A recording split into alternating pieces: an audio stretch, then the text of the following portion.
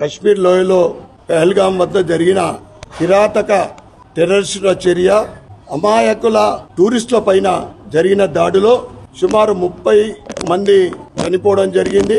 చనిపోయిన వారికి వారి ఆత్మ శాంతి కూరాలని, అదేవిధంగా గాయపడ్డ వారికి వారు త్వరగా కోలుకోవాలని ప్రార్థిస్తూ, ఇది ఒక పైశాచిక చర్య.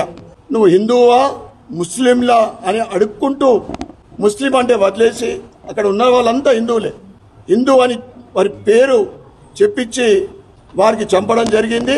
భారతీయ జనతా పార్టీ తరఫు నుండి నేను తీవ్రంగా ఖండిస్తా ఉన్నా. అమర్నాథ్ యాత్ర ప్రారంభమైతా ఉంది.